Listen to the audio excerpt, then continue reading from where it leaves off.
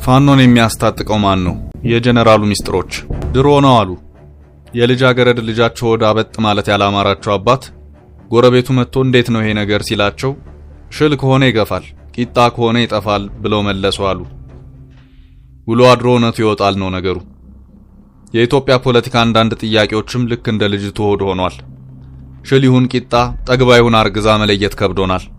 ስለዚህ እውነቱ እስኪወጣ ቀን እንጠብቃለን። ከጥበቃችን ጎን ለጎን ግን የጥያቄውን መልስ በራሳችን መንገድ እንዲህ እናስሳለን። ፋኖን እያስታጠቀ ያለው መንግስት ነው የሚል ዜና ከሰሞኑ ሰምተ ይሆናል። ነገሩ አስቂኝ ቢመስልም የመረጃ ትንሽ የለውምና እንመረምረዋለን። አዲስ ማለዳ የተሰኘች ጋዜጣ ቢቢሲ ኦሮምኛውን ክፍል ጠቅሳ የኦፌኮ አመራር መንግስት ፋኖን እያስታጠቀ ነው ማለታቸውን ዘግባለች። በዘገባው ላይ የፌዴራሉም ሆነ የኦሮሚያ ክልል መንግስት በክልል ውስጥ ላለፉት 5 ዓመታት እየተደረገ ላለው ቀውስና የንጹሃን ግድያ በተለይም በወለጋ የተለያዩ አካባቢዎች ራሱን ፋኖ እያለ የሚጠራውን ኃይል በማስታጠቅ የኦሮሞ ነጻነት ሰራዊትን ስም ለማጠልሸትና ለማስመታት ሲሰራ ቆይቷል። ዘገባው ቀጠል አድርጎም አቶ ሽመልስ አብዲሳ ይህን ስውር ተልዕኮ ለመፈጸም ባህር ዳር ተጉዘው ከአማራ ክልል ፕሬዝዳንት ጋር የድብቅ ስምምነት ማድረጋቸውን ያትታል። የኦሮሞ ፌዴራሊስት ኮንግረስ ከፍተኛ አመራር የሆኑት አቶ ጥሩነህ ገምታ ምን አስበው ይሄን እንዳሉ አልገባኝም። በማን ትዕዛዝ ይሄን እንዳሉም አላውቅም። እንደው በየዋህነት መንግስት ፋኖን እያስታጠቀው ነው ብለው ያምናሉ እንዳንል የድርጅታቸው ሊቀመንበር ከሳምንታት በፊት ለሪፖርተር ጋዜጣ በሰጡት ቃለ መጠይቅ ላይ ፋኖ መንግስት ደግፎት ሳይሆን ገፍቶት ወደ ጫካ የገባ ኃይል እንደሆነ ተናግረው ነበር። እንደው ነገሩን እንጂ በአማራ ክልል ያለው ጦርነት መነሻው መንግስት በአማራ ክልል ያለን የታጣቂ ኃይል ከትጥቁ ለመነጠል በማሰቡ የተጀመረ እንደሆነ ሳሩም ቅጠሉም አዋፋትም እንስሳትም ያውቁታል። ታዲያ እኚህ ሰው ይህን ሁሉ ጊዜ ራሳቸውን ስተው ኮማ ውስጥ ነበሩ ወይስ እኛም በተራችን ከኦፌኮ ጀርባ የመንግስት እጅ አለ ብለን እንድንጠረጥር ፈልገዋል? ወንዝ ለወንዝ መቀደስ ያረፈ ሰይጣን ለመቀስቀስ ነው። እንዲህ ከነካኩት አይቀር የተረሳውንና የተደበቀውን እውነትም ይስሙት። የፌዴራል መንግስት በአማራ ክልል የታጠቀ ኃይል እንዳይኖር መስራት የጀመረው የሰሜኑ ጦርነት ገና ሳይጠናቀቅ ነበር። የእናት ሀገር ጥሪ ደርሷቸው የአማራ ክልል ልዩ ኃይሉን የመሩት የቀድሞ ብርጋዴር ጀነራል ተፈራ ማሞ በጦርና በፌዴራሉ መንግስት መሃል የነበረውን የግጭት ጥንስስ በወቅቱ ለፍትህ መጽሔት ሹክ ብለው ነበር። በመጽሔቷ ቅጽ 2 ቁጥር 173 የካቲት ወር እትሟ ላይ የጀነራሉ ሚስጥሮች በሚል ርዕስ ልዩ ኃይሉን ለማፍረስ የተካሄደውን ረጅምና ውስብስብ መንገድ እንዲሁም ፋኖ እንዳይደራጅ የመከላከያ ሰራዊቱ አንዳንድ ጀነራሎች የሰሩትን ስራ ሁሉ ተንፍሰው ነበር። ፋኖን ያስታጥቀው መንግስት ነው ለሚለው የኦቦ ጥሩነህ ገምታ ሐሳብ አይሉት ክስ የመልስ ምት ይሆናልና ከዚህ ቃለ መጠይቅ ላይ ጥቂቱን እየመረጥን እናስታውስ። ፍትህ መጽሔት ጀነራሉን ከኃላፊነቱ የተነሱት ለምን ይመስሎታል ስትል ጠይቃቸው የእሳቸው መልስ የሚከተለው ነበር። ዋነኛው ምክንያት የአማራ ልዩ ኃይል እንዲደራጀ የማይፈልጉ ጀነራል መኮንኖች መከላከያ ውስጥ ስላሉ ነው። ገና ከመጀመሪያው ስናደራጅ ይፍረስ ሲሉ የነበረው አንዳንዶቹ የኛው ድርጅት አባል የሆኑ የህወሓት አለቅላቂዎች አሉ።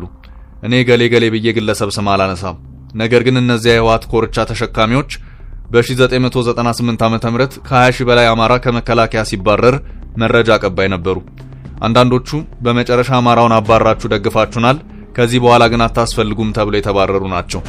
ከኃላፊነቴ እንድነሳና ልዩ ኃይሉ እንዲዳከም በማድረጉ ረገድ የእነዚህኞቹ እጅ አለበት።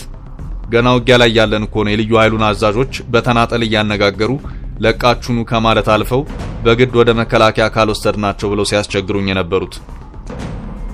ዓላማቸው መከላከያን ማጠናከር ሳይሆን በሚፈጠረው ክፍተት ልዩ ኃይሉን መበተን ነው። ይህ ኃይል የተደራጀው የክልሉ ህዝብ ስጋት ስላለበት ነው። መከላከያ የጠላትን ጥቃት ሊያስቆም ስላልቻለ ነው። ከመቀሌ እስከ ደሴ የተያዘው ብላቸውም መስማት አልፈለጉም። ጭራሽ የልዩ ኃይሉ አዛዦች ወደ መከላከያ እንዳይገቡ የሚያደርገው ተፈራ ነው። ልዩ ኃይሉን አለቅጥ እየገነባ ያለው ተፈራ ነው። ተፈራ ማሰልጠን የሚፈልገው በኮማንዶ ደረጃ ነው እያሉ መውቀስ ጀመሩ። በኮማንዶ ደረጃ ልናሰለጥን የነበረውንም አትችሉም ብለው ከለከሉን። መከላከያ ቢጠናከርና ክፍተቱ ቢሞላ የኔ እዛ መቀመጥ ፋይዳ የለውም። እስካልተጠናከረ ድረስ ግን ህዝባችንን የሚታደገውን ልዩ ኃይል ለማዳከምና ለመበተን መሞከር የህወሓትን ኃይል የከፋ ወንጀል ነው።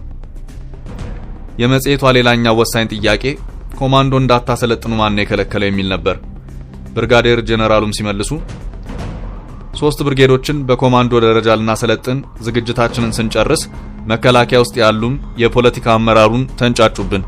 የኔ ዕቅድ ብዙ ኮማንዶችና አየር ወለዶች ስላሉን ልዩ ኃይሉን እነሱ አሰልጥነውት ክልሉንም ሆነ ኢትዮጵያን ከጠላት የሚከላከል ጥሩ ተዋጊ ለመፍጠር ነበር።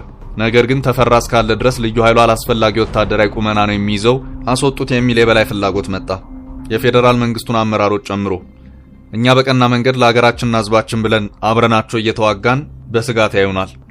መከላከያ በብዙ ውጊያዎች ላይ ተገቢውን የተኩስ ድጋፍ ሳይሰጠን ቀርቷል። ኃይል ላኩልን ስንል የለም ነበር የሚሉን። የሆነ ሆኖ በበኩሌ ህዝብና ሀገር ሰላም እንዲሆን የምችለውን አስተዋጽኦ ከማድረግ በቀር ሌላ ፍላጎት የለኝም። አስገድዶ ያስገባኝም ህሊናዬ ነው። መስራት ፈልጋለሁ፣ ሰርቼም አሳይቻለሁ።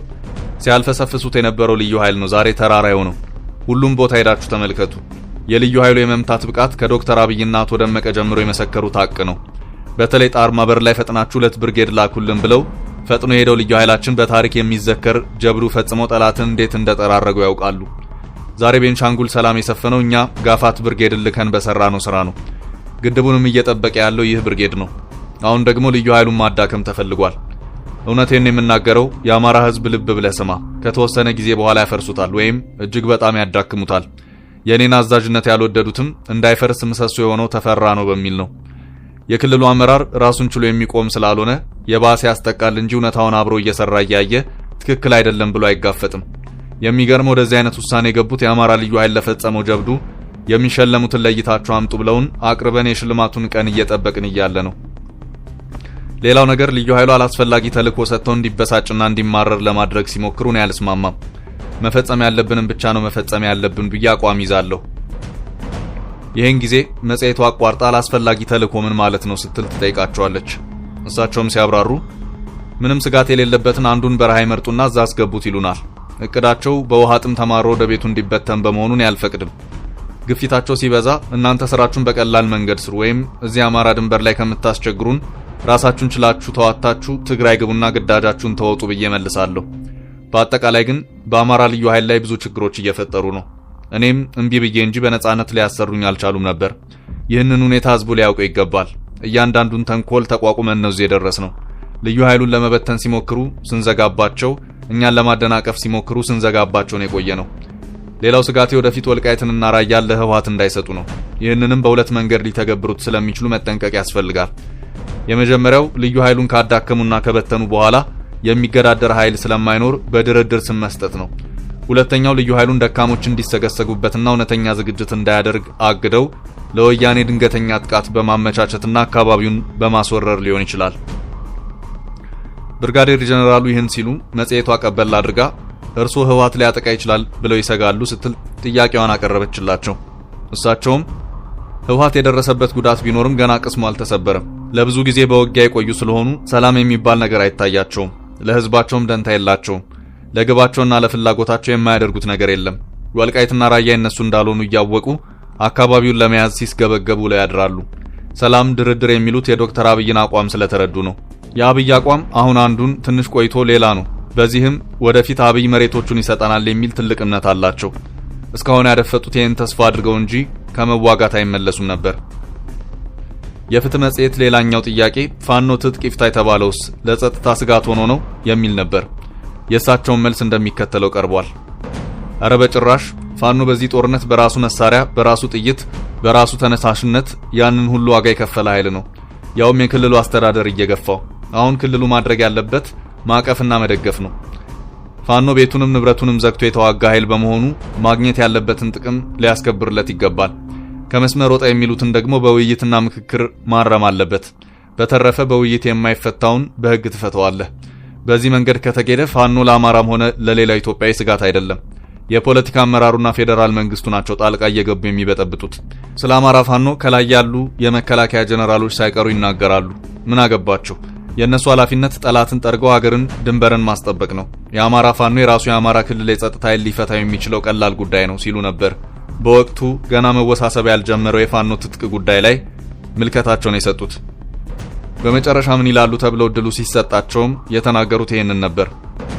የአማራ ህዝብ ያለ ጠንካራ ዝግጅት ጦርነትን ቀርቶ ተራ ግጭትንም እንኳን ማቆም እንደማይቻል ካለፈው በቂ ትምህርት መውሰድ አለበት።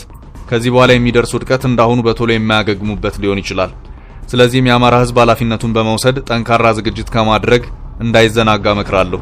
አማራ ሁልጊዜም እያንቀላፋ ሁልጊዜ እየደማ ላለመኖር እንደ ህዝብ ተገቢውን ምላሽ መስጠት አለበት።